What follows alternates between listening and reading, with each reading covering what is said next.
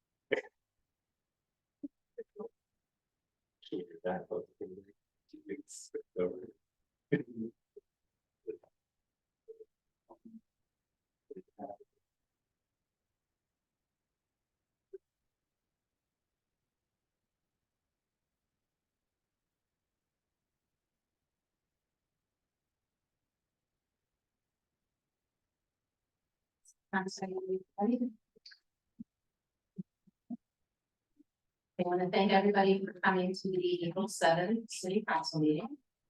It's absolutely valuable. Mr. King? Bernie? Here. Wise? Here. Mr. Rath? Here. Ms. Marshall? Here. Ms. Weiler? Here. If everybody who's able can stand for the Pledge of Allegiance. Pledge of Allegiance.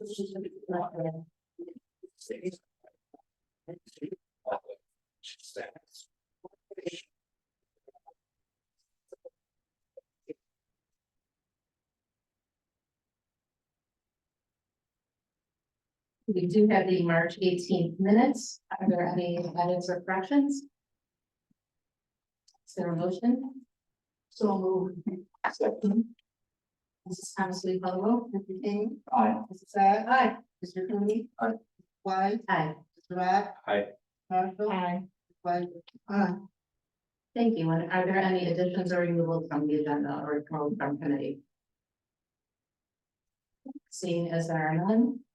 If there are any comments from the audience, if you could please come up, state your name and address, and you're limited to 5 minutes.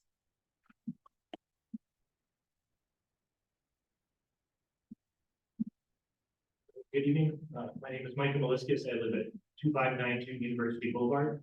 I just wanted to speak this evening in support of the resurfacing of Warrenville Center Road. I've done a lot of speaking recently and writing about the quality of the roads in the city, and then the budget that needs to be supportive of that. Having funds from the county and from the state to help us do that is a great step in the right direction. One thing I do want to call attention to, I think the hawk crossings are a great idea. They'll increase visibility for pedestrians. However, one of the biggest dangers to pedestrians crossing large streets is car speed. Right? Even with higher visibility on the crossings, if cars are going too fast, they're paying less attention. They feel safer to go fast, less likely to be paying attention to the sidewalks and the people that are trying to cross. One of the best ways that we can improve on the comfort of the drivers with being so fast is to narrow the lanes. Warrenville Center has particularly wide lanes relative to the speeds that we want people to travel at. Especially when you have on-street parking and bike lanes that aren't protected. It makes the drivers feel like they have a lot of room to maneuver and more comfortable driving at highway-like speeds. I realize that by taking state and county funding, there's limitations on what we can change about the road when we resurface it. I would please, I know that there was a study done by the previous city engineer that looked at some road diet options on Warrenville Center. We're also considering in the zoning to make that more of a mixed use, high density area where we would want people to be walking and spending more time. So again, having cars at high speeds and long distances to cross from one side to the other is going to prohibit people from doing so. So long term, I hope that we can keep that in mind is how we can make that a more pedestrian friendly intersection and crossing, not only at the locations that we're talking about putting the hawk signals at, but just the street lights, stop signs, all of those intersections. A big thing that causes people again not to walk is when they are not able to quickly get from where they want to go. And even with some of the designated crossings, you're still asking residents to walk up to half a mile between properties, right? So if they're trying, want to get over there, I'm just gonna walk because I'm not gonna walk way around to a city line. So again.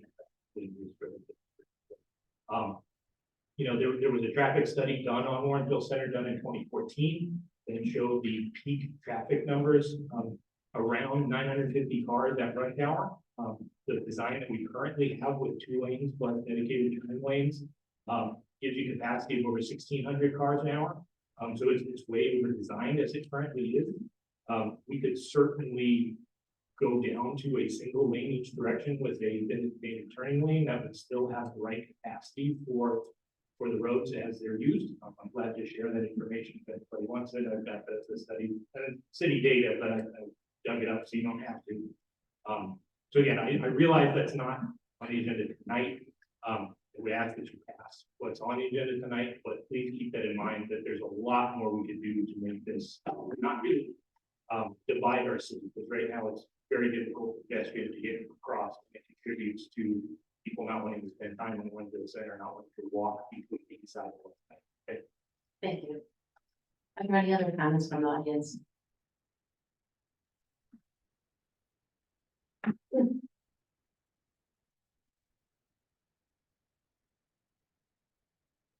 Good evening, everyone. My name is Breon Pittman. I'm with Congressman Council Brown's office, and I am University Heights Community Liaison.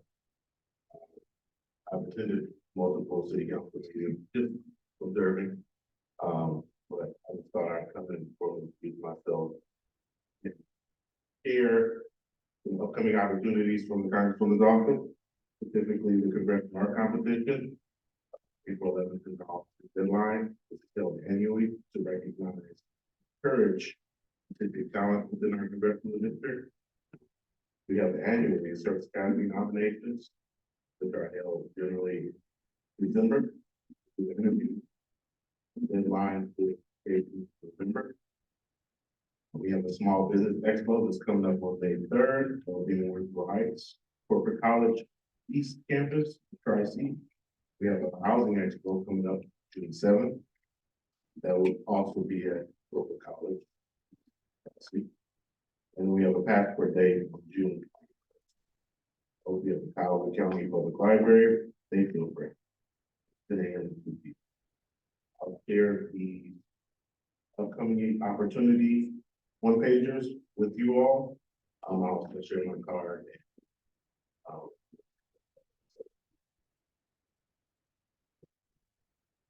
You all would like to subscribe to our newsletter so you're aware of what's going on.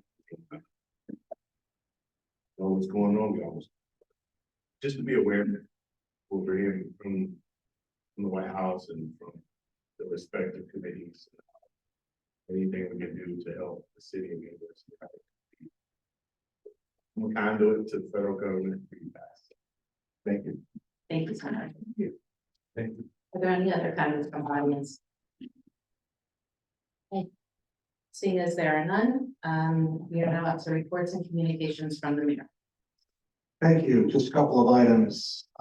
Since 2008, cities, businesses, organizations, and individuals across the country have established pinwheel gardens during April to commemorate April as Child Abuse Prevention Month. Pinwheels symbolize healthy, happy childhoods and raise awareness of the need to prevent child abuse and neglect in our community. The University Heights Pinwheel Garden is located in front of City Hall. We are teaming up with Canopy Child Advocacy Center on this project. We also have made a proclamation for child abuse prevention in the month of April, which reads as follows. Whereas Canopy is committed to protecting our most vulnerable and ensuring children grow up safe, healthy, educated, and prepared to reach their full potential. Whereas child abuse and neglect contribute to adverse childhood experiences that can have profound lifelong negative impact on lives. Whereas child abuse is 100% preventable, and the cost of treating the impacts of child abuse is significantly higher than the cost of preventing it. Whereas consistent, early, and effective prevention strategies have been proven to save lives, protect resources, and strengthen and preserve Cuyahoga County families by ending cycles of abuse and neglect. Whereas children raised in safe, stable, and nurturing environments are more likely to enjoy good physical and mental health, succeed academically and socially, and achieve economic prosperity. And whereas educating adults about how to use positive coping skills, seek options, and be flexible, enables them to be stronger, more resilient individuals throughout their lives, create more stable environments that grow brighter futures for children. Whereas child abuse and neglect prevention is a community responsibility. We have Private County's Children, we join with Tempe Child Advocacy Center, and whereas we assert that during April and throughout the year, we all come together with child abuse and neglect by supporting prevention programs. So every child feels safe and nurtured by making sure each family has the support and education they need. And whereas we live by the wisdom of Frederick Douglass, that it is easier to build strong children than to repair broken adults. Now more than ever, we must all do our part to help build strong children and give them access to safe, healthy futures. Now, therefore, we do hereby proclaim April 2025 Child Abuse Prevention Month in the city of University Heights. One final item. Also issued a proclamation this month proclaiming April 2025 Poetry Month in the city of University Heights. Whereas National Poetry Month celebrates the importance of poets and poetry in American culture, whereas the rich body of literature produced by American poets, the vibrant and diverse voices reflected in their works, and the power of poetry inspired and uplifted. Whereas Michelle Smith, who began her service as Heights Poet Laureate in April 2025, is the 12th Poet Laureate of Cleveland Heights and the second Poet Laureate to serve both Cleveland Heights and University Heights. Whereas the Heights Poet Laureate program is the longest running laureateship in the state of Ohio and has been conferred through Heights Arts since its inception. And whereas Michelle Smith is known for her dedication to cultural advocacy and artistic innovation. And whereas she is the creator, producer, and director of Black Museum, a performance showcase that celebrates Black historical figures and their impact on American culture. And whereas she's also the author of Ariel in Black and the upcoming The Real Jazz Wives of 20th Century America. And whereas throughout her term as Poet Laureate, Smith will serve as an ambassador for poetry at University Heights and surrounding community. And whereas she will engage local residents through public readings, workshops, and performances at special events, such as the Juneteenth celebration and Civic Awards, and will lead Heights Art Advocacy series, where poets create and perform original works inspired by visual art exhibitions. Whereas as we continue to grapple with the many challenges in today's post-pandemic world, poetry can help us reconnect and heal. The University Heights is excited to support the Heights Poet Laureate, and we look forward to working with her at our community events.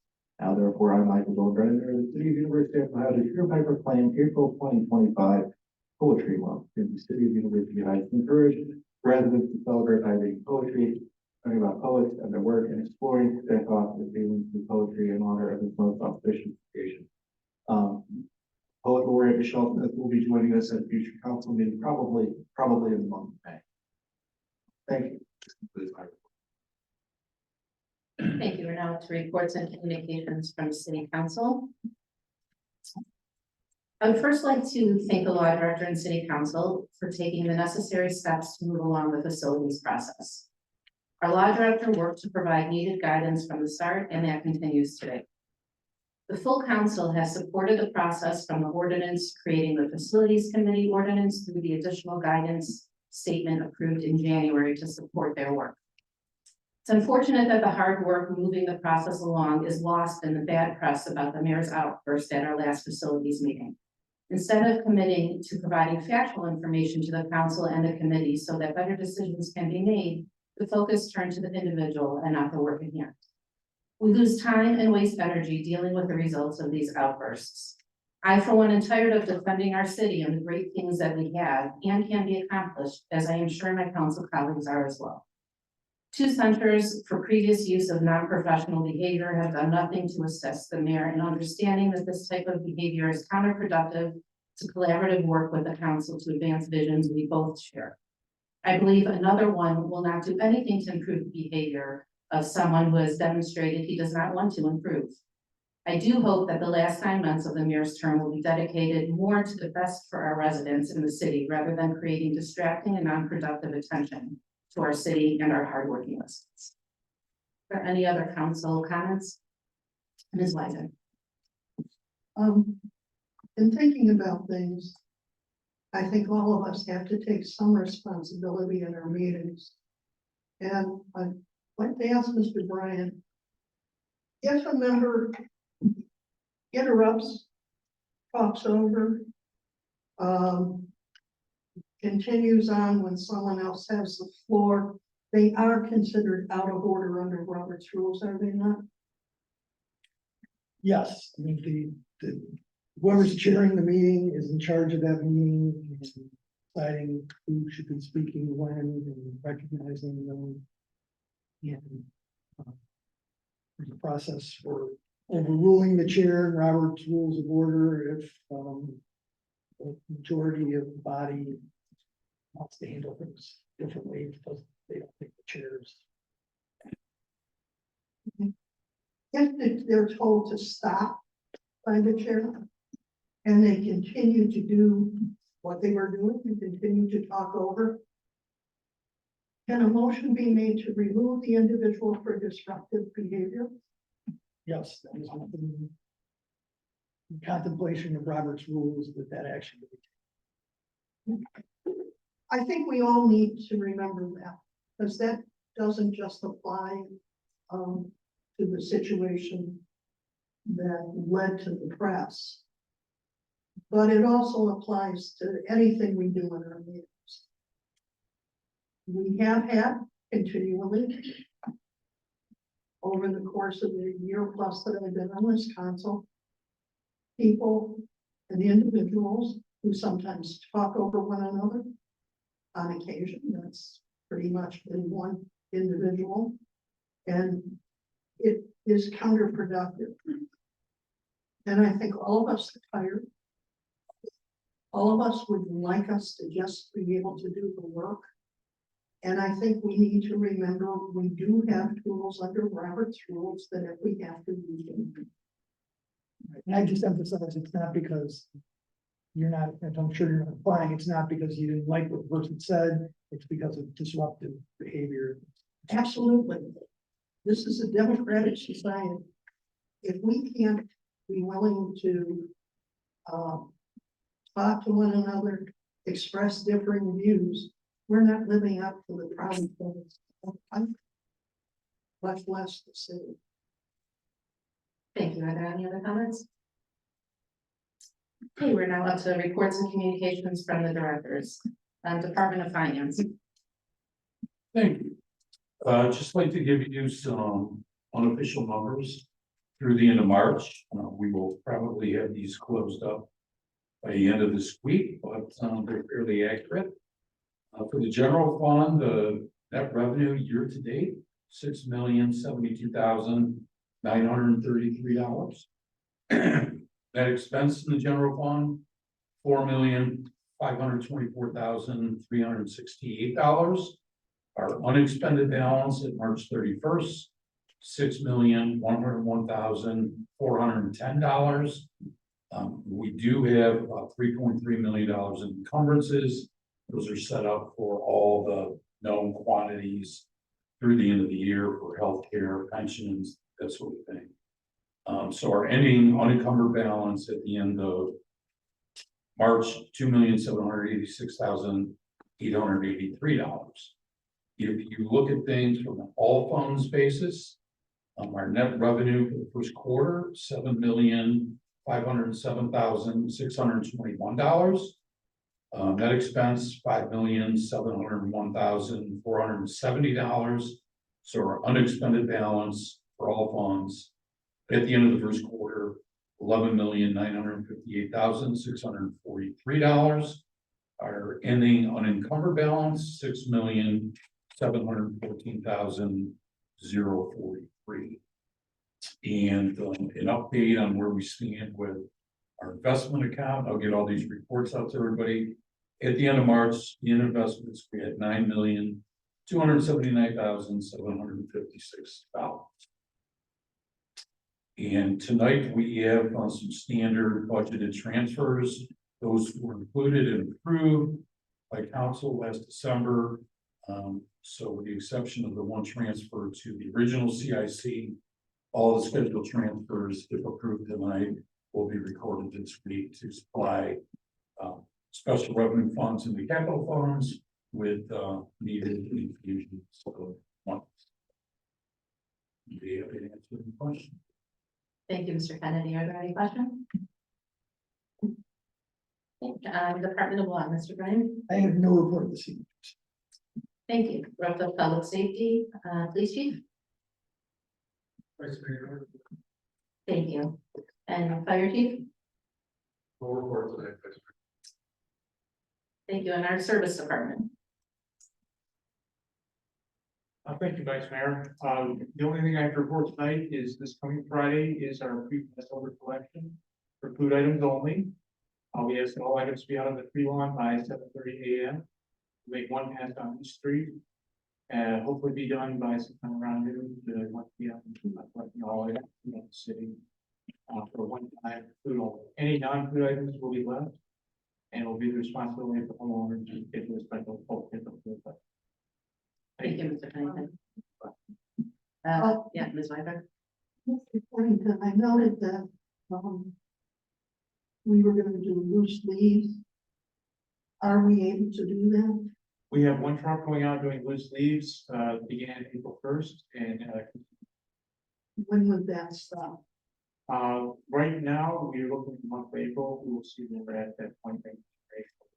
So just this month, The month of April, we try.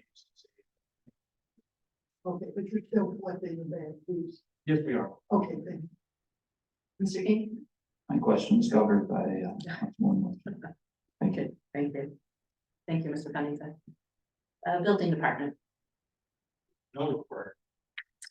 Thank you. And Housing and Community Development.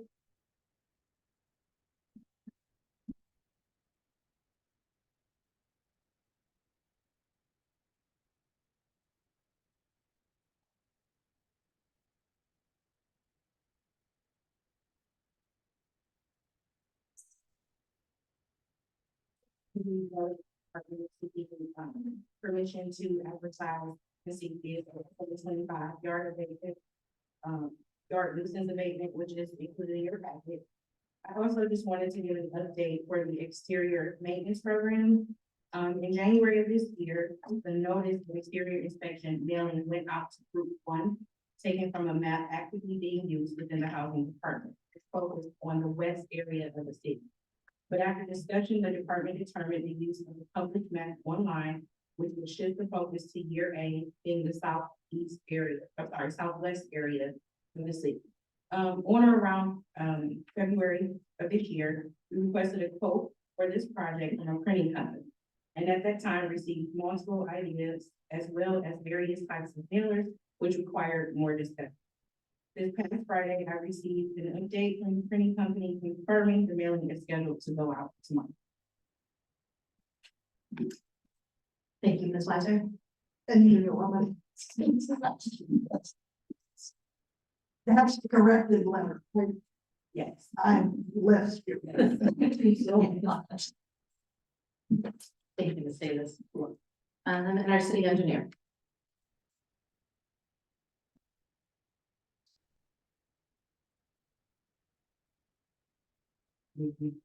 No real report, just working on this year's project and trying to close up last year.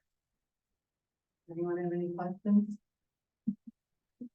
Yes, Mr. Clean. Thank you. Silsby Road between South Belmar, heading east, what one is the expected completion date? There was some issues with Cleveland Water.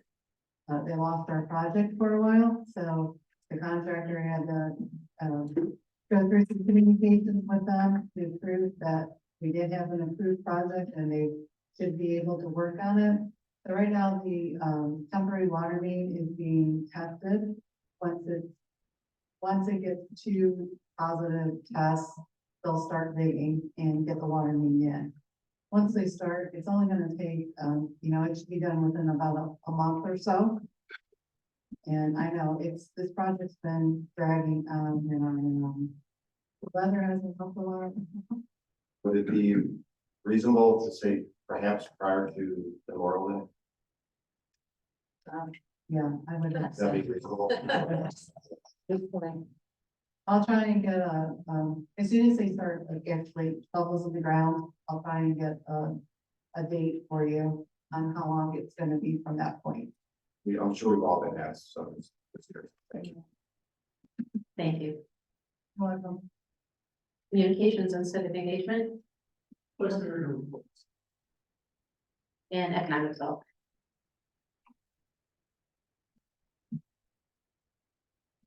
Evening, Mayor and Council, just to announce on March 20th, we had an economic development committee meeting to go over the final recommendations for the for zone code, for the updated zoning code. All of the recommendations after the meeting, Councilman Rock and I went over all the recommendations. They were reported to the contractor, and then we'll be waiting for the first draft that will then probably begin the public. That's all. Thank you. Are there any questions? Okay, thank you. We're now to the agenda items. Agenda letter A, motion to approve some quantities set forth in RC section 3735.671E2 as equaling at least 25% of the amount of taxes that would be charged and payable upon real property parcel to be the subject of the proposed JCU CRA agreement if the property were not exempted from taxation. I would like to remind you, Vice Mayor, that this was tabled, the last. We need to vote to table. Move to remove from the table. Thank you. Is there a second? I'll second. Second by Mr. Cooney. This is Thomas Lee. Just one comment. The agenda item is different than what's in our packet. The amount on it. 50%. Yeah, would, my question is from Ryan, would we need to change the agenda item or? do we No, need the to- motion is exactly the same. Okay. It's just the exhibit that's related to it, that the motion will be approving. That should be in the back, the updated ones. Yes. So the wording of the motion is identical. Thank you. Mrs. Thomas, will you call the roll? Mr. King, Aye. Mrs. Sacks, Mr. Cooney, Aye. Mrs. Squires, Aye. Mr. Scott, Aye. Marshall, Mrs. Wiseman. Aye. It is now back on the table. Mr. Brian, would you care to discuss it? And I know we have some JC representatives. Yes, and, you know, as we discussed at the special meeting, this is the document that council is required to approve to establish that revenue sharing with the schools with respect to payroll taxes would not be required. The council needs to approve this, and it would need to be sent to the school board along with a copy of the proposed agreement, the application, the updated application submitted by John Carroll, exhibits to establish a 14-day notice period. And then if it were approved, council could go on the council agenda for the first meeting. Thank you. And at that time, council would consider the actual CRA agreement.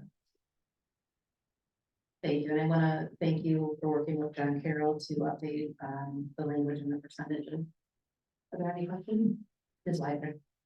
Not really a question, but a thank you to John Carroll. I was very appreciative to see the updated amount. I do agree that we do need to provide some support for this project. I think where we came down, or where we were willing to come down, is a testament to John Carroll working with the community as a whole, our school district, and also the city. And I'm looking forward to them building your own. Thank you. Does John Carroll, does anybody want to come up to the podium and say anything before I continue comments? Jeremiah Swiddle, Assistant Vice President of Facility and Auxiliary Services at John Carroll University, 1 John Carroll Boulevard, University Heights. Thank you for the consideration tonight. We really appreciate it. We do, really, honor and cherish our commitment to community University Heights. In a partnership with the city and city administration. And so we want to be good partners in this project. We want to be good community neighbors. And we thank you very much for your support in this project. If I can give a quick update, we're rounding third, sliding in home. And we hope to have a shovel in the ground in May. And we're getting all of our required documents in place with Pete Geronimo, so forth, and issuing GMPs for the overall project. So we're really excited to be at this point, only 6 weeks away from breaking ground. Thank you. Ms. Saxby, go ahead.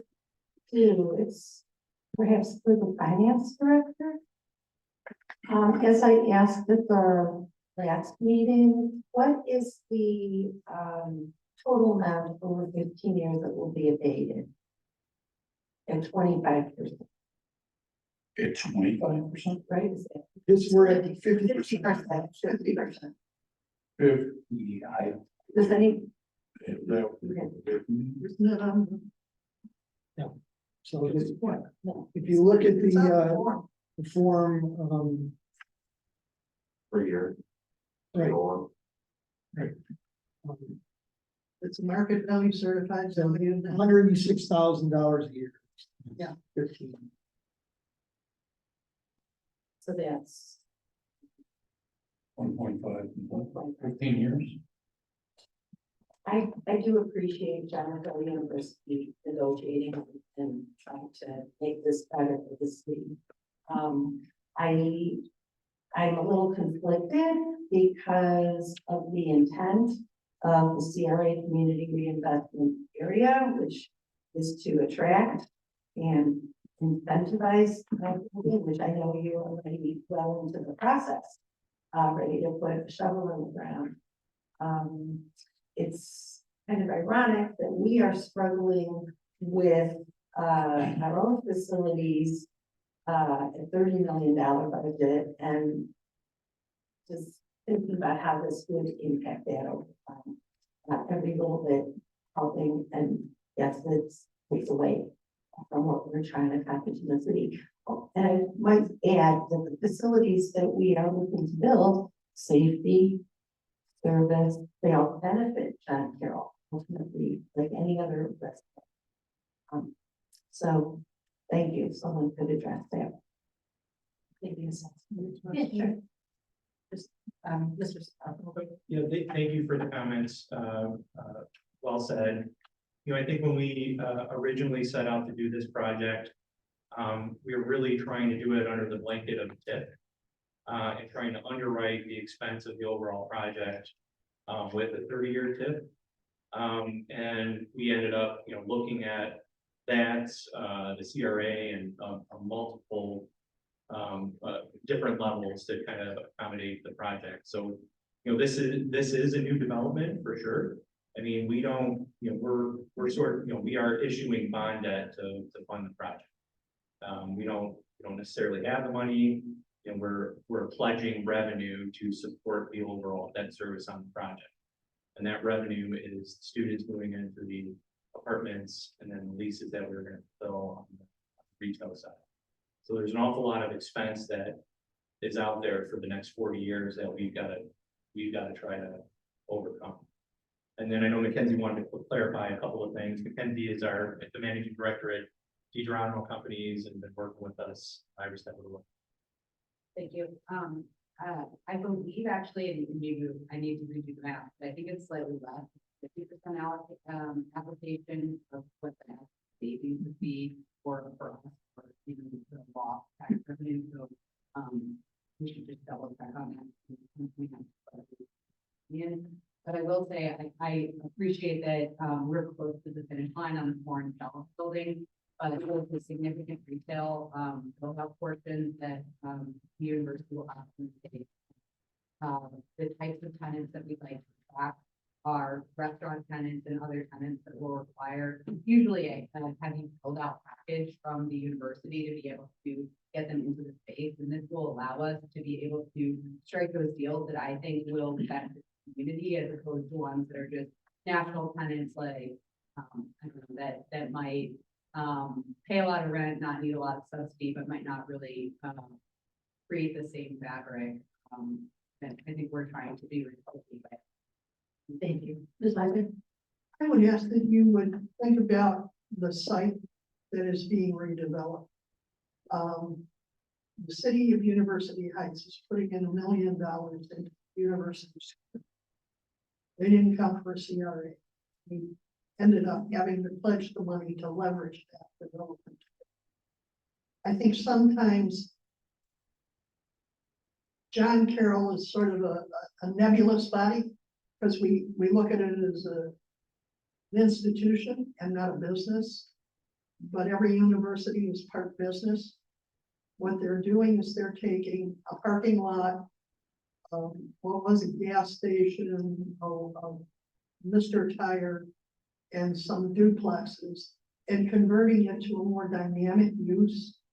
Anytime any city wants to see urban redevelopment, the cost to do that is much higher than if they were gonna build on green stuff. If they were putting this in front of Dolan where they got lots of green grass, the cost to them would be a lot less. And because of that, I think we need to look at it also as a way for us to be a contributing partner. I think my comments at the last meeting where this came up originally, I pointed out a number of things that, yes, they're income streams for the university, but we need the university to have those income streams as well. So, I mean, it's hard to judge it on a everything adjust when we actually are looking at having to invest in redevelopment to get something going that's new and fresh. And on top of it, it's not gonna happen. So, but with the new zoning along Lawrenceville Center, that actually can act as a catalyst there. So they're investing in us as well as we're investing.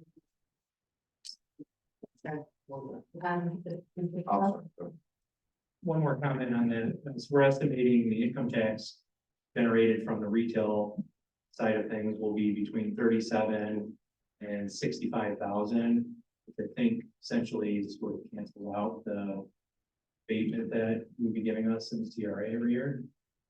It's an estimate, not not set in stone, but that's kind of what we're seeing on our. Thank you, Mr. Cooney. Thank you. It's a big question for Mr. Kennedy. Is the city receiving any monies at this point from the parcels where they are currently? Any parcels that are owned by John Carroll or Texas, no. So we've been essentially going from $0 to $106,000. Depending on how the parcels are reconfigured, I know there's some discussion on how that is, because I understand there's a difference between how it's set up now and what the nature is. Yeah, this would only apply to the parcel, the only parcel that would be taxable is the parcel of the consistent retail portion in the commercial. Right, so we don't receive anything currently, but it could be 6,000. Am I understanding that correct? Well, the taxes are a year in arrears, so I don't know, depending on when the properties were acquired. Yes. Something, but once a year after John Carroll acquires. Thank you.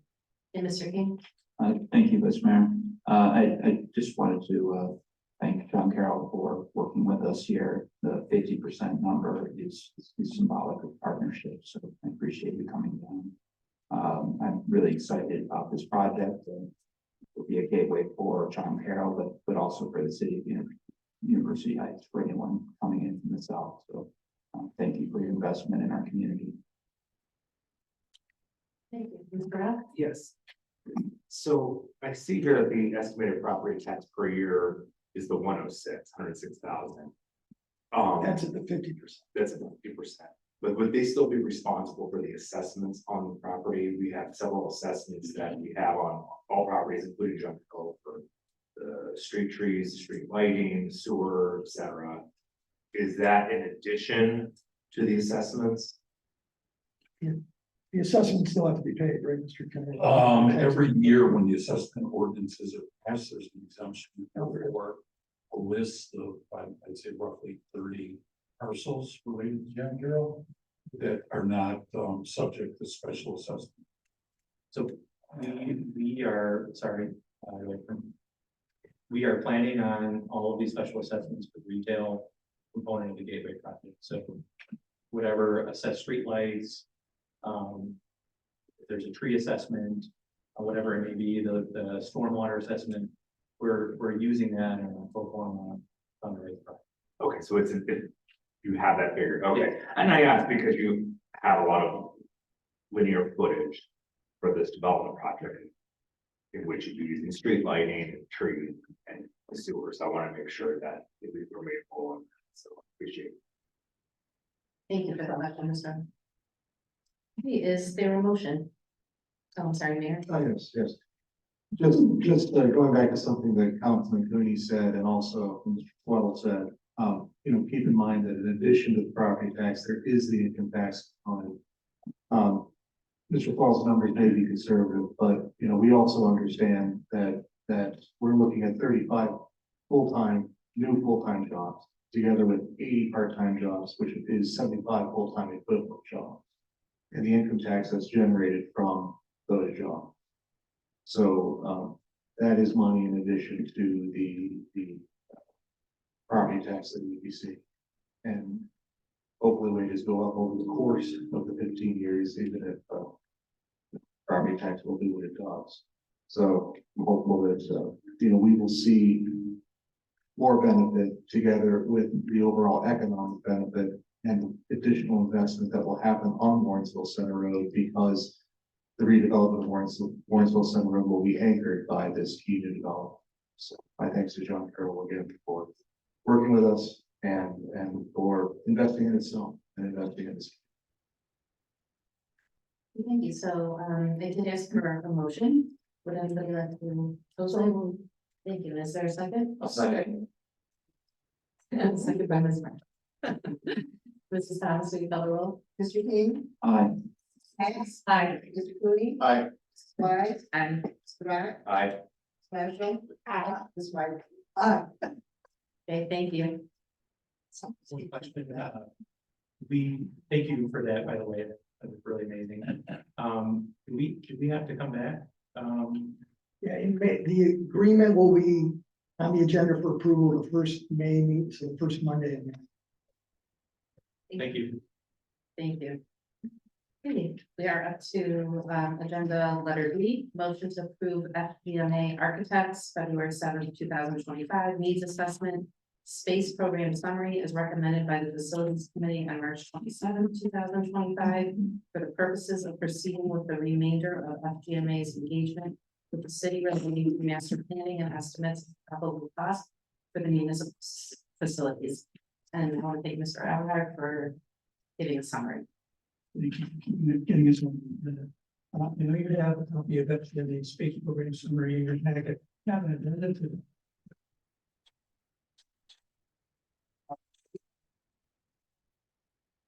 We encourage you to understand that the costs you see that are going to be watching are very preliminary. They don't, for example, also include the demolition of existing buildings and site development if necessary.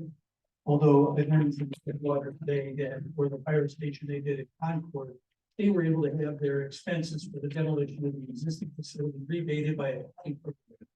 And she has forwarded to us the county email address for that program here. And so it's our hope that by the time we get back master plans, we will have more detailed analysis of costs, all of the costs, for your review.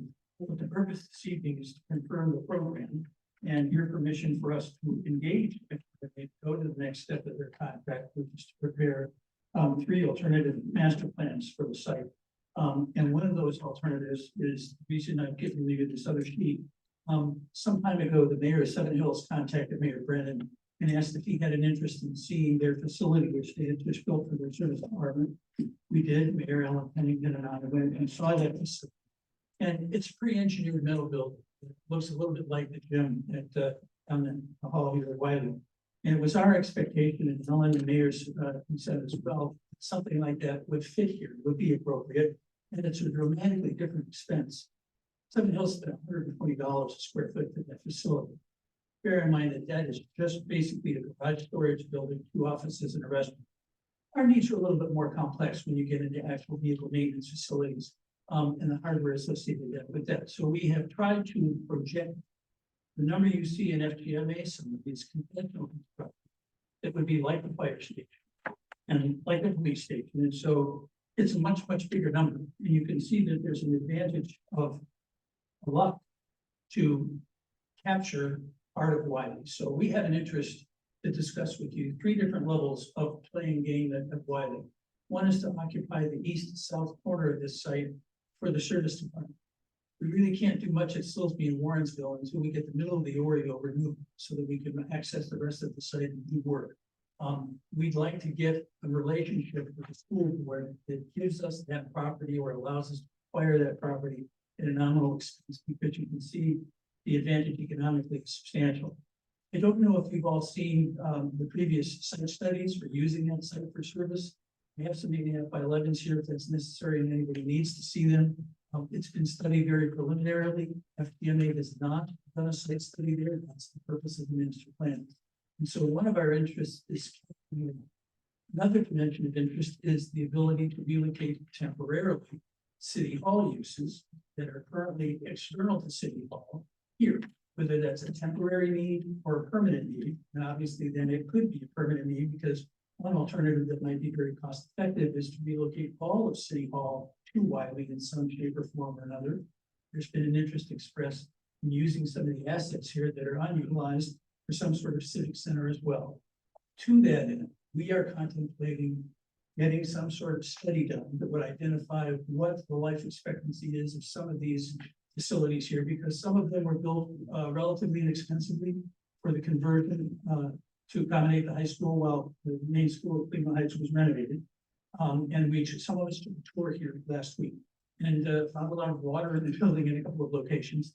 But we also learned that the school board has $1 million gift from a very famous NFL player who grew up in Cleveland Heights for a STEM center project. They are currently working on construction documents. I'm not sure I could be saying this, I'm not sure this is public information, but they're currently looking at capturing about 6 classrooms here at Wiley for that STEM project and spending $5 million. They don't have that money. They're construction documents for that now. And so we're interested in having a conversation about how much of Wiley might be made available to us in some way, shape, or form. And to have those conversations, we think we need a little more expertise on what's going to be needed here if we're going to take any sort of equity or ownership position in this building for the next 15 or 25 years. So that's an expenditure, and they have GPD doing this. I'm not a big fan of the work they did for us previously, or when we had to start over with FDMA. But this is the kind of work that's very much in their wheelhouse. I think it's probably a $25,000 to $50,000 expenditure. And you can see the benefit in the red lines at the bottom of the sheet I handed out that show that capturing Wiley for the service department would be a very good move for the city and a very responsible expenditure with regard to taxpayer resources. So tonight we're asking you for permission to approve the space need analysis that FDMA gave us, and to proceed with the master planning portion of the project and to further our investigation of the Wiley facility. Thank you. Just a couple of clarifying questions. Please. So you mentioned that there were 3 different adaptations that we wanted FDMA to procure for the master plan, correct? Yes. So those 3 are to have a service department here at Wiley, to relocate possibly temporarily or permanently City Hall here. Yes. And then what was the 3rd? Well, the 3rd is putting everything at Silsbee and Warrensville. Looking at Silsbee and Warrensville with or without service, where we retain the existing City Hall and add to it to meet all of those City Hall municipal office needs. The other one is knocking down City Hall and see if it's more cost effective to build a new City Hall at Silsbee and Warrensville. Okay, great. And then how, if this council votes on this tonight, how does our approved budget react with this? So, you know, we said 30 million tops, 26 million, that's what we have in reserves right now. That was voted on already. How does that react with this number, which is obviously high? I hope you don't think I'm meaning this in a flippant way, but it doesn't. Until we get the master plan, you can look at those costs and then talk about phasing. That's when I think not only can we address those questions in a responsible manner and see how much of this we can proceed with in a safe and responsible manner. Yeah, That's if I may- exactly what I wanted Yeah, to if I may, Bill, Vice Mayor, these estimates right here are just, you know, rougher estimates than we'll have at the end of the GM's work. They're gonna, once they do the master planning process, hopefully they will have numbers that are more based on the information they have at that time. And I'm expecting by then we'll have an owner's rep on hand for to have a second voice and opinion on those costs as well, that will make those reliable. So in your expert opinion, we can be voting on proceeding with knowing that we have X number of dollars to spend. Even Yeah. if this plan is We higher. clearly have an issue on completing all 4 components within that available sum. But until we have master plans with phasing implications, we really can't start. And That's what I just wanted to get on the record and make sure everybody understands that before we proceed. Is there any questions? Mr. Apple? More comment to your point here, and these cost estimates are square foot costs of basically standalone buildings, not really combining any type of shared space or that sort of thing. So these, what we're looking at here are standalone buildings at cost per square foot. It looks like Mr. Everhard calculated $661. Where I'm at with this right now, and I did vote in the facilities committee to approve this program. It was really more of a procedural vote to advance it to this step, but now that I see dollar amount associated with it, I have a little bit of sticker shock here. What we're going to be asked to approve is whether to approve this program so that FDMA may prepare the site planning master plans. This is assuming that these buildings are right sized. And I'm not sure we're there, because when we reviewed the 1014 program, that was sort of the bare bones program for all the facilities. What was the absolutely necessity to operate efficiently? And from 1014 to the 27 program, seeing a large jump of about $3 million here. So that's something we have to consider, is as they're doing the site planning, master planning, they would be doing it based on the larger side. I'm not quite comfortable with. I don't know, seeing these numbers, I know we won't be able to afford it today. I don't know if we can afford it tomorrow. And I'm more interested in pursuing the right size program for the master planning exercise, especially since where we're at today in this economy, and county already jacked up our property tax, and all of us are going to be facing tariffs and that sort of thing. I don't want to have to ask the voters for money to fund this. So I, as a good steward of our dollars, would like to see the bare bones proceed, which was the 1014. Ms. Wagner? Was that some of the facilities meetings, which I found interesting. But I need some honest answers. This 10-4 program that with City Hall, we were looking at $62 million. Is that out of the GPD initial, here's what we really love and all the wants in it? it's Or is sort of this- that flavor, but it's from FDM. It's really a summary of the wish list. The wish, okay. Is the 1014 program real bare bones, or is there some meat to it? I think it's very much bare bones. There is one significant little hiccup in it. In the service department, the vehicle maintenance facility was a 2,400 square foot component that was erroneously summarized it at 240 square. So there's a 2,100 square foot error there. Yeah. But yeah, but other than that, I would characterize the 1014 as a bare bones program. And this 2-7 program, is this sort of with some additional wants? Well, it's I- it's bigger offices.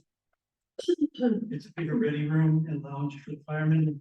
It's duplicate training rooms for police and fire. It's duplicate training rooms for police and fire that in the 1014 program were shared. So one facility would go in one building, the other would be on the other. They're both going to be at Salisbury, Warrensville. And that was viewed as a responsible bare bones designation. Yeah, when I started reading through this, and I share some of the concerns that Councilman Brock has. Number one, we don't know what's gonna happen to the economy, which makes everything a little dicey right now until things settle down. And I'm hearing him say that if we can't have a right-sized building, the master plan won't work. Is that sort of, or is it something we can tweak? I'm not sure how to process that. Okay. Neither am I. It should take me another one.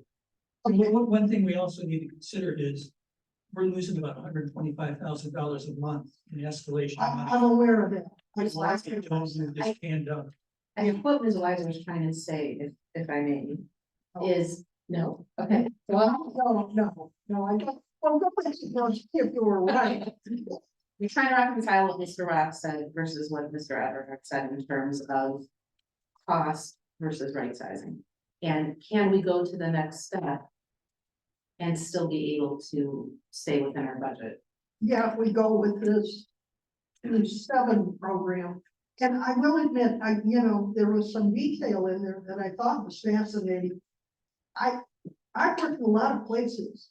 We've never had multiple,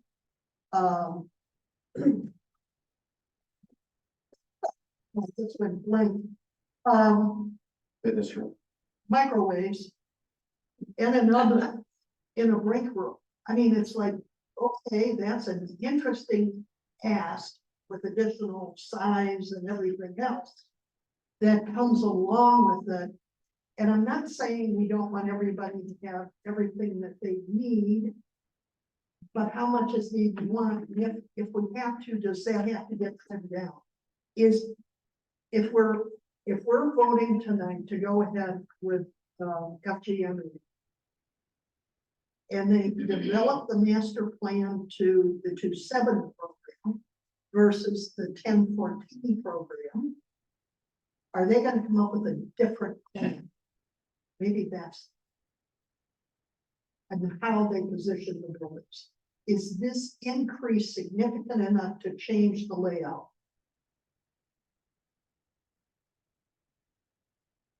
Perhaps only on the option that we consider trying to fit all four at Salisbury. So, But you can see the math there by percentage.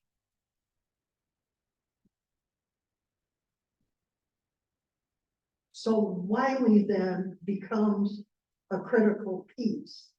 The land at I Wiley. think Wiley's a critical piece no matter what. Okay, I'm not talking about the building. I'm just talking about Yeah. the land. I'm talking about service. Yeah, Okay. me too. We've asked for that as a council, we've gotten nowhere. And perhaps my question to Mr. Bryan is there some way that we can get that to, or request, demand, direct the administration to finally sit down and get us something in writing for the cost of that site and nail it down? We can certainly request that to the administration, as far as directing it, and I think that would be difficult. Normally, that is an administrative function, negotiating that behalf. So going ahead with this to the layouts is gonna be counterproductive because we have someone who obviously has chosen not to do that. And we haven't been able to move them to do that. If that is the case, then it's counterproductive. Because that's a huge obstacle. We really need to get that land by the end of this year, and if you need to hire a commercial real estate consultant that specializes in tenant representation, to represent the city with the school board, you need to do that. That's fine, but that's not our role. See, Bill, there's the problem. The mayor is the administrative head of the city. It would be wonderful if we could just go and buck the school board and say, hey, how about a contract and everything? And we could hand them a contract and it would never be signed. And without that commitment and without a signed thing, we don't know that building can go there. Well, I think that's a different story. The contract, the council would approve and direct the mayor to sign. Councils, and bring it to the grid. I'm talking about negotiation, that's. I'm not trying to be subversive here. I'm really not. What I'm doing is looking at a reality. And the reality is without that, this is gonna just stop, really. And I'm acknowledging your unwillingness, Mayor. I'm acknowledging it. And I'm recognizing for whatever reason it is your choice, and that is your choice. And I'm sort of on the other side of the badminton thing here now, or the ball court, and having to deal with a vote where I know having that is critical to this project moving forward at all. And that's, I believe it should be highly unfair if we cannot find either a way around your reluctance or somehow gain your willingness to finally ask just for that land and get that resolved. And leave the Wiley building to another time. So I guess the question, Mayor, is if we go forward with this vote, are you willing to get together with the school board for 1 and 2 in terms of there's a 3-pronged program here where we need a master plan 3 different ways. The service yard at Wiley is one, and relocate City Hall temporarily / permanently at Wiley. Are you willing to move forward with those 2 pieces so we can go ahead and vote and move forward on the specialty architect next steps? Well, I reject the framing of the question. You should be voting to allow the FGMA architect, specialty architect, to proceed with the next steps because you need this program regardless. This program needs to be done. There's other obstacles besides land acquisition. You know, I issued a memo back in January about how the funding proposal is unrealistic for this council to put forward, and that I won't sign off on that either. So, you know, I'm only going to be mayor through the end of this year. So when it comes to obstacles such as whether or not the city council wants to borrow $26.5 million without a guaranteed source of repayment other than our own general fund, which is fiscally irresponsible. And to do so at a time where, you know, we're facing recession based upon current economic conditions, self-inflicted injury by the present administration in Washington. You know, the idea that you're going to decide whether or not you would vote on this, irrespective of that, but, you know, not honoring the idea that we absolutely need the Wiley building for other things related not just to this project, but to community programming in general. Notwithstanding the proposed program, which I think word has been getting out here and there, that would use some of the classrooms for a STEM program through the school district. There is a lot more that is needed for the overall program for community buy-in than whether or not we acquire land on the very corner of the property, then when we actually need much more than this.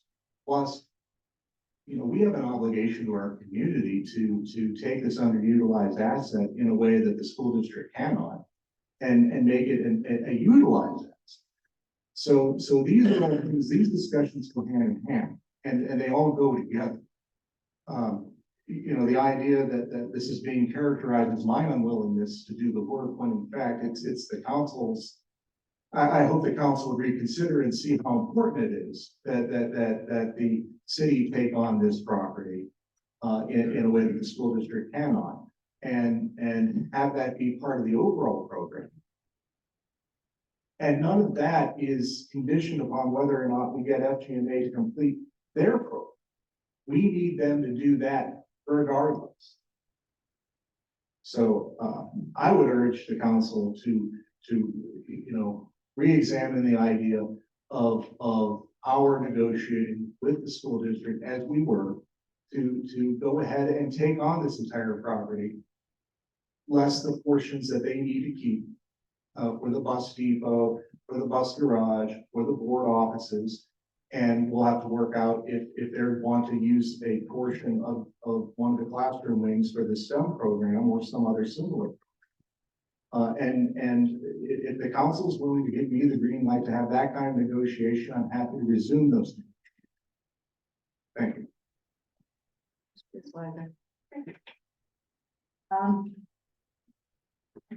Number one, Wiley's been talked about a lot as a community center for 2 years.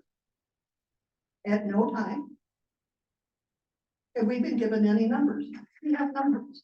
We have numbers for every, but I have before. We have numbers for each and all of the buildings that we wish to build. Okay?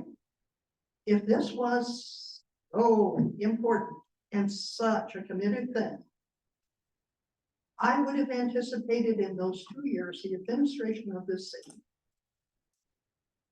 and its biggest backer would have sat down, worked out the numbers and handed us numbers and said, look, here's what we can do.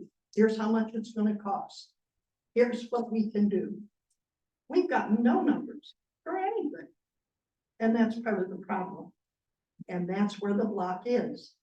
If this is the best, as you have said, and as you have committed yourself to, that seems to me to be something very important to actually present to a council that you would like to agree to follow you into that. We have gotten no numbers, one. Number two, we know we need that particular piece of land, no matter what. That can be dealt with separately. And number three, although you like to say, oh, you can't do this, you're not allowed to do this, you're, you know, with recession coming, we have to at least get this to a point where we know how much it's going to cost, where it's going to go in today's dollars. Then we can make some really hard choices. We can make a hard choice to say we can build one building. We can make a hard choice to say we can't do this at all. We can make a hard choice to say we don't know if the city can ever afford it. But we have to get to that final piece. That's where we need to go. And that's all that's holding it up. That truly is all that's holding it up. Your want, your need for Wiley, show me the figures. Show me how it will fit into our city budget going forward. Show me how much cash each year we will have to take to renovate it, to staff it, and to maintain it. And then I can jump on board, but all you have is an idea. Mayor. If this council would like to ask the administration to prepare a request for qualifications, request for proposals for such things. If you are interested in seeing such numbers, I would welcome this council making a motion. If it is doing it in good faith, then we do that. And would be happy to pursue. So, you know, this is something where, you know, just like I, as the mayor, wouldn't have been qualified to come up with these numbers, I'm not qualified to come up with those numbers either. We need to seek outside assistance for it. And this is something that the council person would like to see done. I would welcome your making a motion asking that we do that. And then we will come up with a request for proposal or request for qualifications and bring that back here for you to approve. And then we can go out to bid on that. If you are serious about that, if you are serious about wanting this, about, you know, joining us and joining the community and wanting to see this happen for Wiley, then I would love to see some positive direction from the council on this, including your willingness and openness for that. But to just expect numbers to materialize from thin air can't get you. If you're willing to do that, I'd love to hear that. Thank you. Why do you ask council? Here's Bill. Okay, so before we move on with the vote for this, you know, there was a president council / vice mayor meeting with surrounding cities over the last couple of weeks. And one big piece that everyone was interested in was regionalism and sharing resources, because everybody is facing hardships at this point. So whether it's sharing community space with a South Euclid, with a Beechwood, with Cleveland Heights, with a Shaker Heights, nobody wants to take on, and community centers were very specifically spoken about there. No one wants to take on a community center right now by themselves. They can't. Not one city there said they could. I don't see how University Heights could ever take a community center on by themselves right now. Now, Wiley was willing to give us swing space, again, give us the service land, which, by the way, was supposed to be our land after the high school moved out anyways. That's a different story, but it would be pointless for an RFQ when every single surrounding city, some which have community centers right now, cannot even afford their community centers. So we need to start sharing resources. That would be a fruitless effort. If my opinion right now, if the mayor is unwilling to get a contract just for the land, is to put everything at the Warrensville site and be done with it. And that's what the next step is, because then we can really see what fits there, what doesn't fit there. Do we need to maybe, you know, think out of the box a little bit and regionalize in some other ways also? That's my thinking right now, Mr. Actor.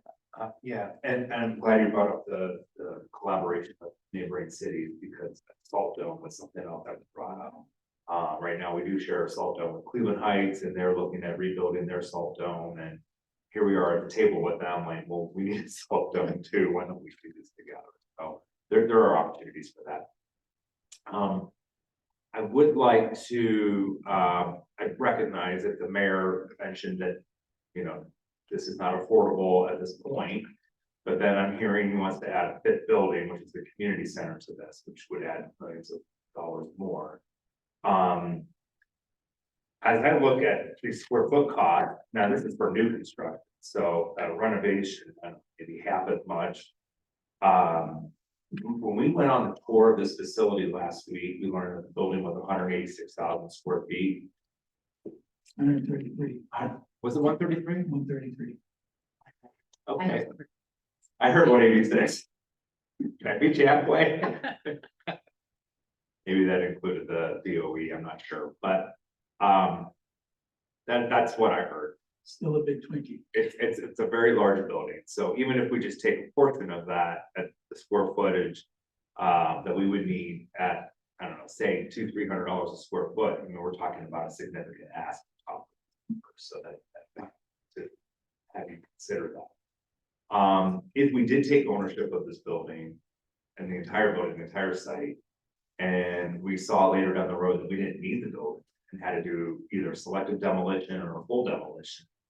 And now we're talking demolition costs today are between $7 to $14 a square foot. This building has asbestos in it, I'm gonna put it towards the high end. So hypothetically, around 186,000 square feet, say $14 a square foot, we're talking about significant costs. So those are things that we do have to consider. When we did do the tour of this building, there were some spaces that were nice. I think we could agree that the gym space is nice. Auditorium has nice features about it. Cafeteria is large. But there's a lot of classrooms that we don't need. I mean, I can't put my hand on, figure out how many classrooms exactly, but dozens and dozens of classrooms in the building. There's just a lot of extra space. I can almost think that whole wing back there is really kind of useless to us.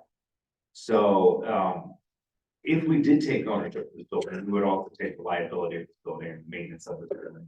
And right now, as we walked around, we saw a lot of leaks, we saw a lot of issues. It's an old, tired building. I know the school district put millions into it when it became a swing space for the high school. A lot of that has left because those were in the temporary facilities and trailers that are no longer here.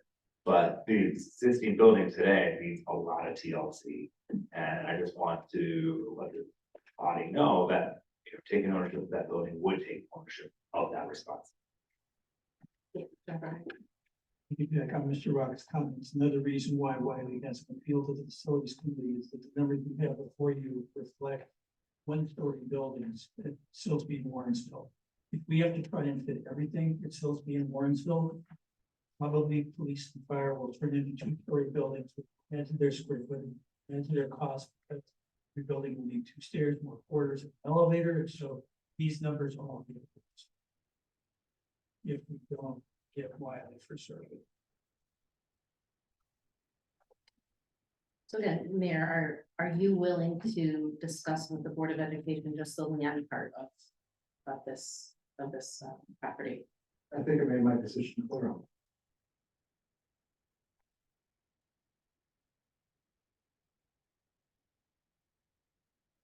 Are there any other comments? Ms. Sapp? Thank you. I appreciate all of the input. I appreciate your service. I did go on the Wiley tour last week. It was eye-opening. The amount of work and the amount of space. It's a lot.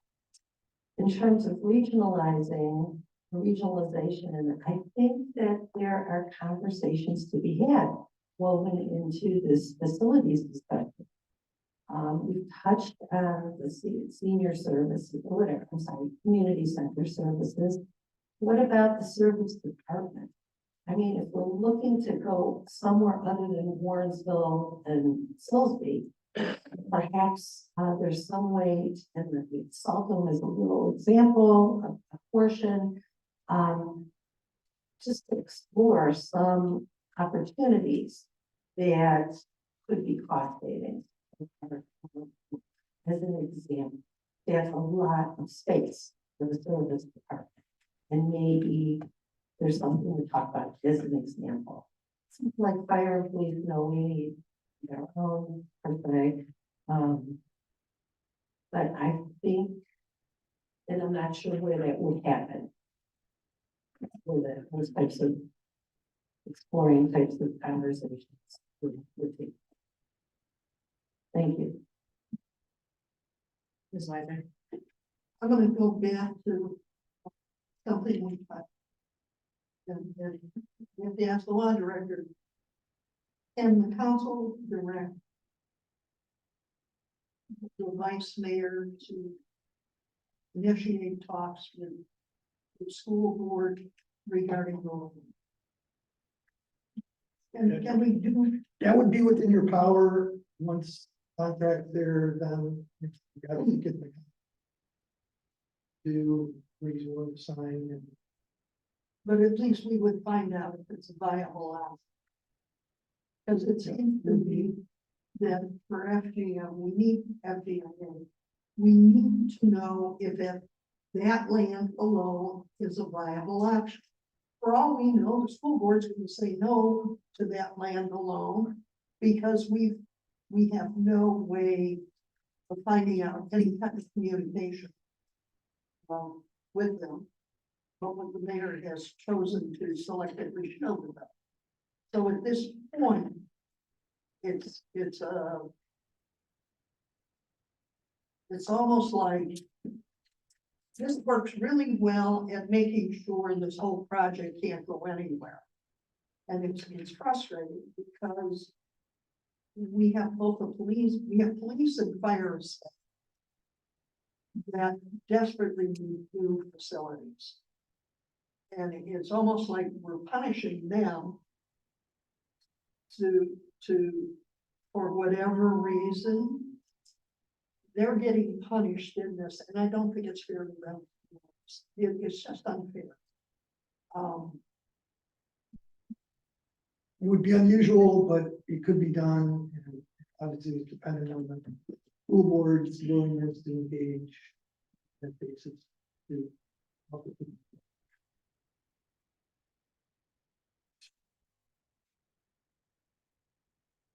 So with that being said, however, I do feel that with our three options, we have to go forward anyways, because whether or not, obviously things have to be either right sized or phased or something before we move forward anyways, but we still need the master plan and we still need those three pieces.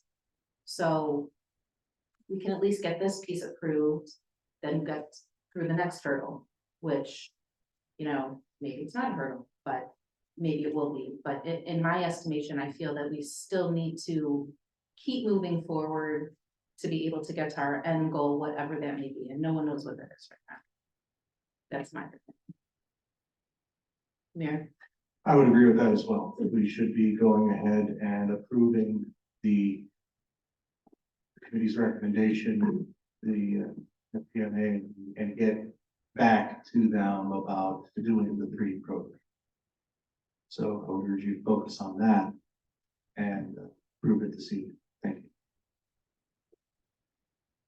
Okay, so just to reiterate, Mr. Everhart, the three pieces are moving service here at Wiley in that land. Relocating either temporarily or permanently City Hall at Wiley.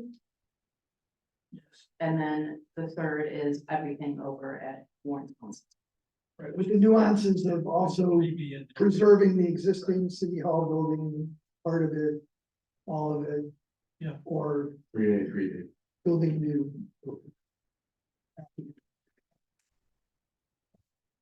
Yeah. Thank you. This is just, for housekeeping. The other programs are October 2024, 2025. Right. Just- Oh, yeah, Thank I you. see what you're saying. Yeah. Okay, thank you. Okay, so I will make a motion to approve the FGMA architects needs assessment space program to proceed with the remainder of the engagement with the city relating to master planning and estimates of probable costs for the municipalities. Is there a second? I'll second. Or any discussion? Okay, Mrs. Thomas, will you call the roll? Mr. King, Aye. Mrs. Sacks. Aye. Mr. Cooney. Aye. Mrs. Wise. Aye. Mr. Rath. Aye. Ms. Marshall. Aye. Ms. Wagner. Aye. Thank you for all your work with that. We're now at agenda letter C, motion to advertise and seek bids for the 2025 general yard nuisance abatement.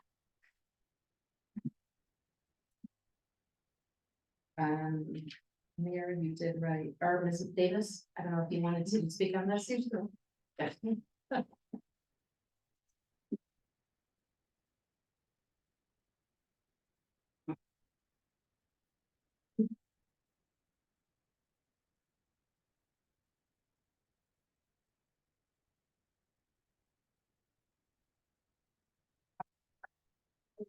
City Council to advertise the bids for the 2025 Development Yard project. The contractor is to provide any or all of the following services as requested in writing, mowing the high grass, cutting roads, leaf cleanup, and yard waste debris treatment.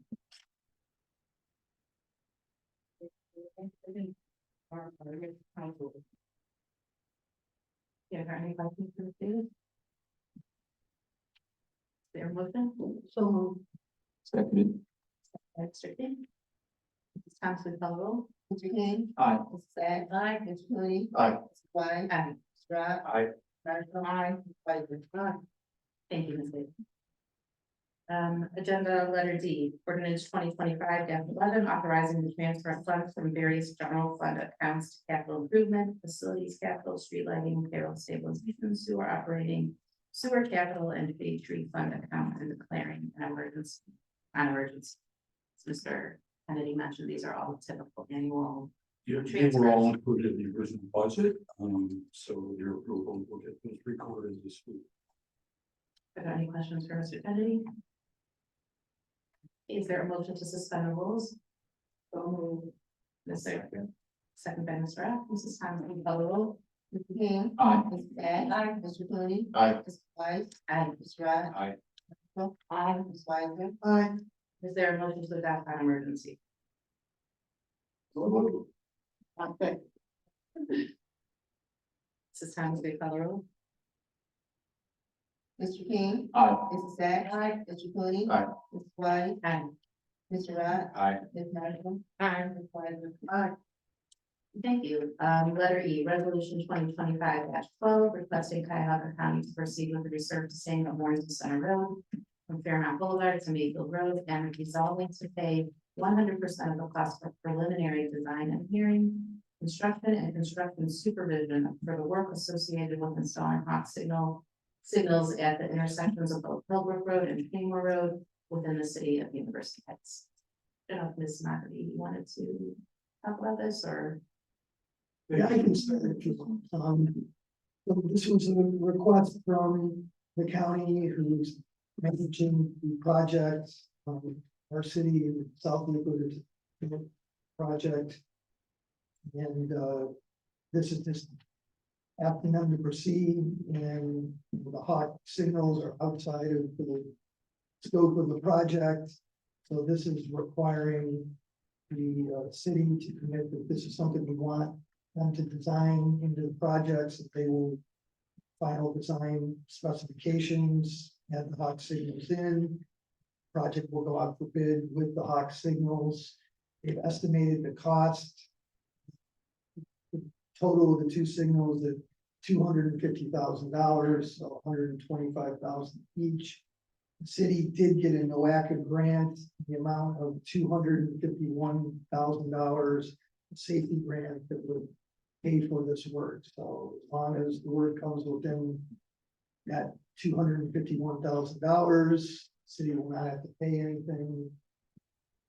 Comes in over budget for these items, the city will. Thank you. Just one question before Ms. Weiser. So in terms of the NOACA agreement, did our engineer apply for that? How did we obtain that? I believe it was something that was applied for a while ago. Yes, Mr. Engel, very fine. Thank you, Ms. Weiser. So these are being added to the project. Well, I think they were contemplated, but yes, the city wants us to commit that we want it as part of the project. They're working on the final plans. Getting a lot of things. So we added this, so that's why it's fair. Yes. Okay. Who chose the intersections? The reason I'm asking the question, we had this at Lawrenceville Center before, and it was a disaster. I mean, they weren't used. They were placed in odd places. Nobody used them.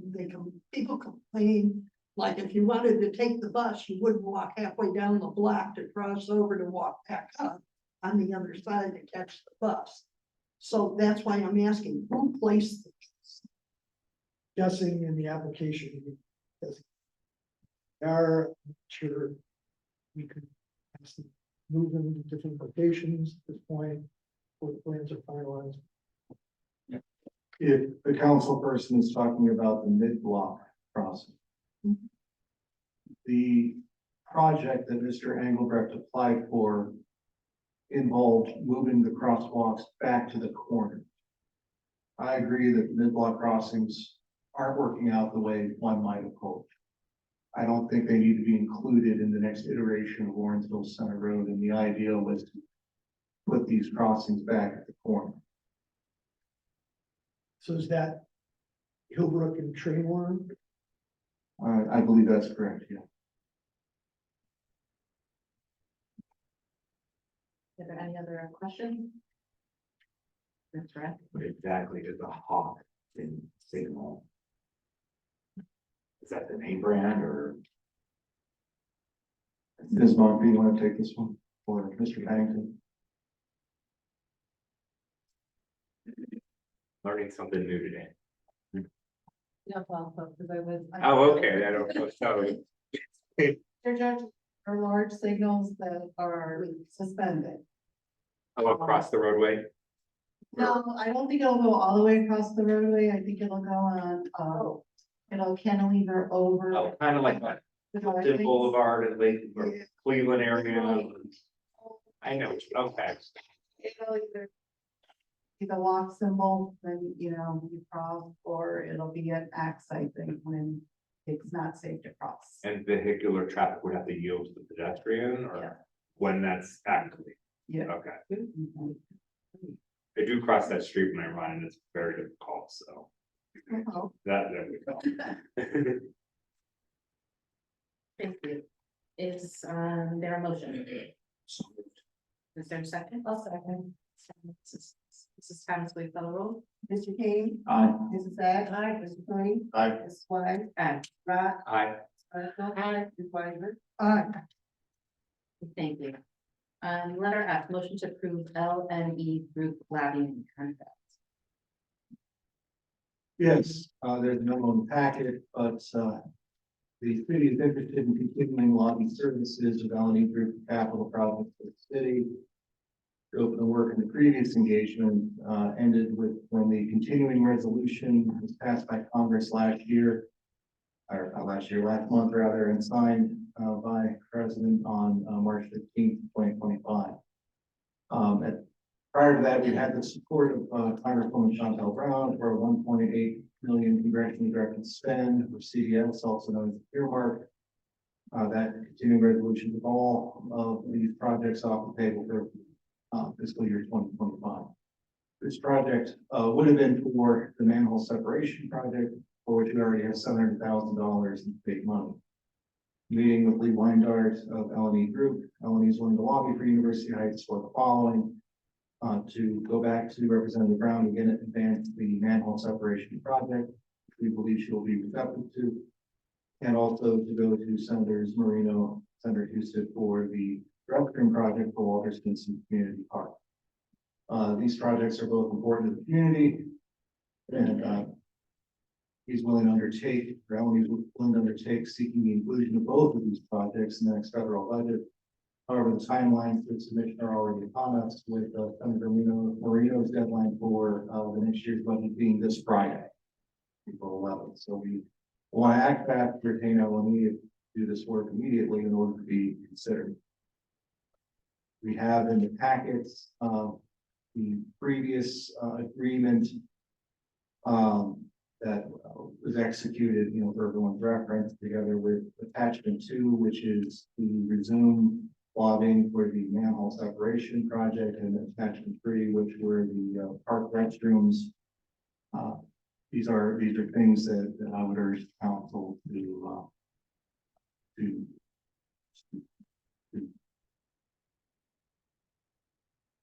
pursue. Thank you. Mr. Kennedy, I just don't remember offhand, did we have this in the budget? I believe there's a little over $23,000 in this year's budget. Thank you. Pleasure. I'm not necessarily against this, I think it's helpful. However, the restrooms, I've been asking about the restrooms since 2023. And it started out as less than a $90,000 project, and now it's up to $305,000.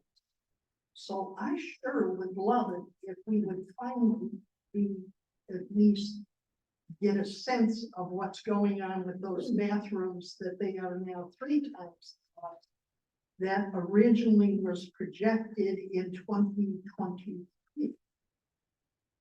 Sort of, oh, wait, no, now. No, we were expanding the number of restrooms, as well as doing an upgrade to the electric at the gazebo altogether as one. Currently, when we have events at Walter Spencer Community Park, we have to bring in a generator to operate the sound system. And we upgrade the electrical at the gazebo, we won't need to do that. We'll be able to have adequate electric on site to, in the long run, more cost effectively run the PA system that we use for events. And how many bathrooms are built? It goes from 2 to, I think it's either 4 or 5. And we, Doubles, I think. initially, there was some talk for that 90K project to do heating. Are these heated for winter or not? Well, this should be year round, yes. These are now year round. You're asking us to approve something that we know nothing about, although it has been asked about multiple times. Remember, I've been going through the minutes, so I know what I asked. All I get told is, well, Judy's working on it, oh, we need some changes. Those are the kinds of things, I mean, this is a $305,000 contract. And I'm very told we're gonna try to bring in some money for it. I appreciate that. Thank you, Ms. Leisner. Are there any other questions or comments? Is there a motion? So look, Is there a second? I'll second it. Mrs. Thomas, will you call the roll? Mr. King, Aye. Mrs. Sacks, Aye. Mr. Cooney, I, Ms. Wise, Aye. Ms. Brad. Aye. Ms. Randall. Aye. Ms. Gardner. Thank you. Letter G, Resolution 2025-14, authorizing the mayor to enter into professional service agreement with Safe Build Ohio LLC on emergency. Everybody, I'm sure, has had time to read over the contract. There are a couple differences than what was in Ms. Weiser's committee meeting. I don't know, Ms. Weiser, if you wanted to just point those couple things out, or I can. Yeah, they dropped from 92 to 85%. Plus, we now, they will drop that percentage for depending upon the dollar amount of the permit further. And there's a secondary drop, and for things like the Gateway project coming through, some of those building permits are gonna be much higher, so that will be a good thing. I was very grateful to see that we finally stopped paying Safe Build for a housing inspector and instead hired that inspector directly. That was the next thing that was gonna be talked about in building and housing. We weren't exactly enthralled when Mr. Engelbrecht said it had been approved by the administration to just use that inspector. And quite obviously, it was a significant cost item than what we would normally pay. So finally, that's been dropped down, and I think overall, I'd be happy to make a motion to approve this and to send it along to the mayor for signature. So it is an emergency, if you can make a motion to suspend the rules. Yes, move to suspend the rules.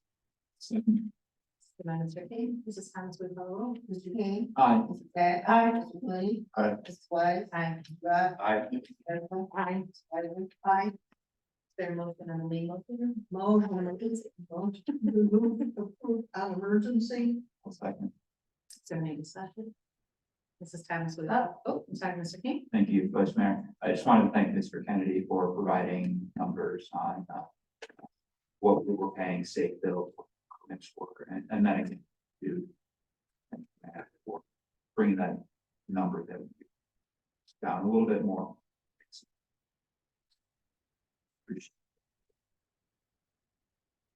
Anything else? Mrs. Thomas, we call the roll. Mr. King, Aye. Mrs. Sacks. Aye. Mr. Cooney. Aye. Mrs. Weiss. Aye. Mr. Rock. Aye. Mrs. Marshall. Aye. Mrs. Weiser. Aye. Is there a need for an executive session? There's a We're now up to, committee reports.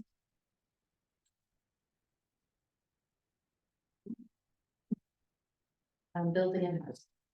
We had a very good meeting on 3/31. We did request, we finally received a job description that contained information that we have been asking for. I was very grateful, to the mayor and also to our HR director. And we did request some minor changes to it. We're gonna start that with the meeting on the 21st. And that should not take a long period of time for a decision there. We'll also be discussing the second floor porches. We've been asked by some individuals to really look at the current requirement on the second floor where you have to put a railing on the porch area. If you have a door that leads out to it, they've requested maybe us looking at that and finding some extra things that would secure the door from the inside if a railing is not put on it. So we'll be talking about that.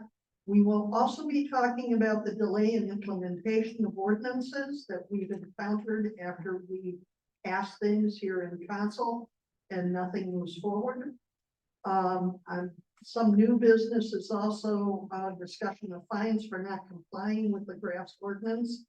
At the end of last year, we put a whole slew of stuff on assessments where fines went unpaid.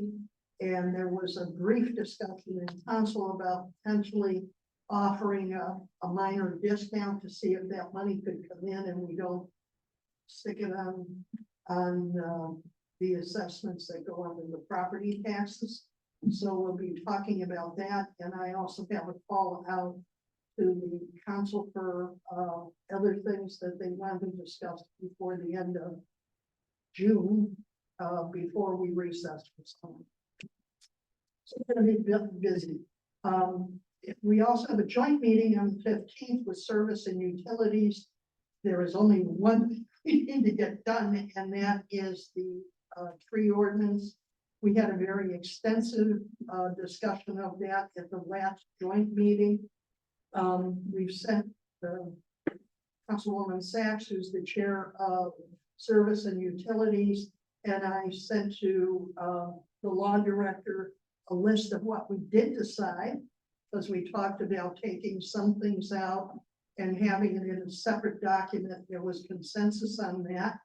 And there were some other questions that were raised that we're hoping to finalize or at least get resolved at that meeting so we can get the tree ordinance moving and then we can get to work on weeds and grass in the joint meetings. Thank you, Ms. Weiser. Community outreach, Mr. King. Thank you, Vice Mayor. So we've been streaming with the new Teams Room solution our past couple meetings, been getting some good feedback from the community. Hearing that the audio quality is much improved with the new system. There's still some things we're working through with how the video system works. There's some issues with some of the seats in the middle.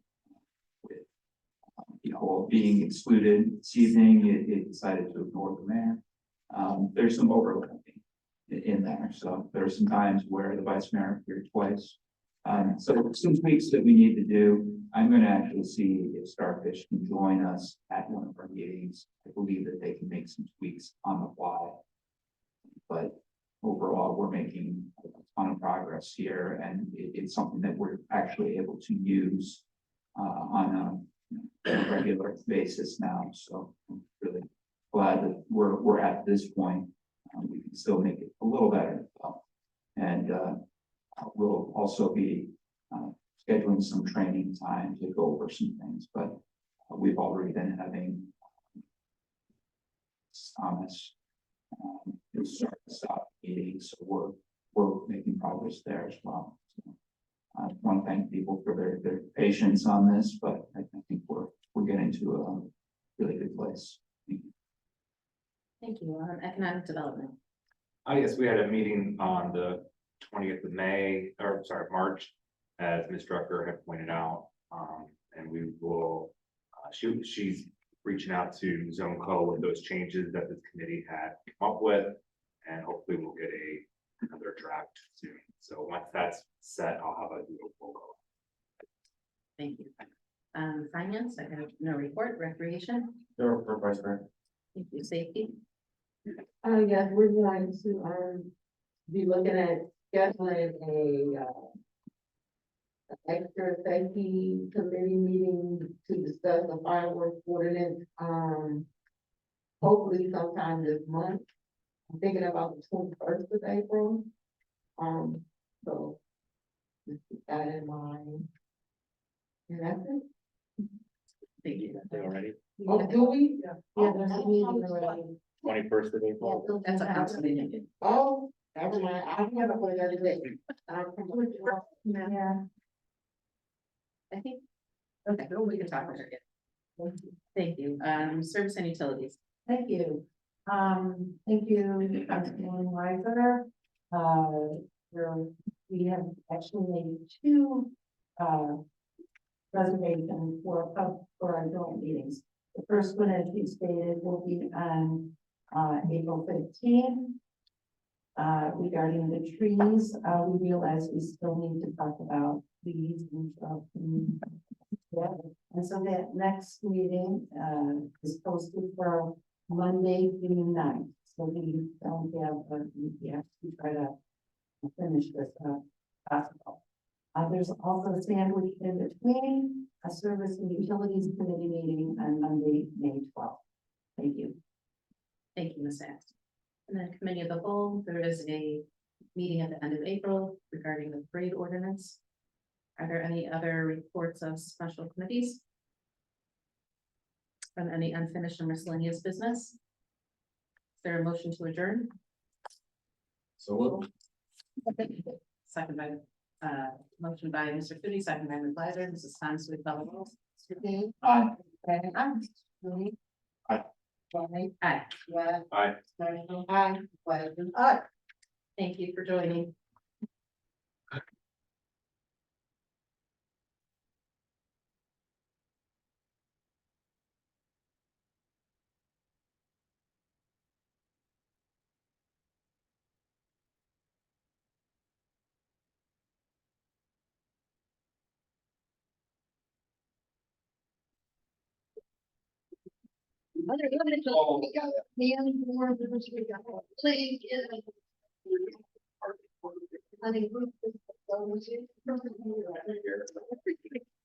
Richard to fly in from Florida.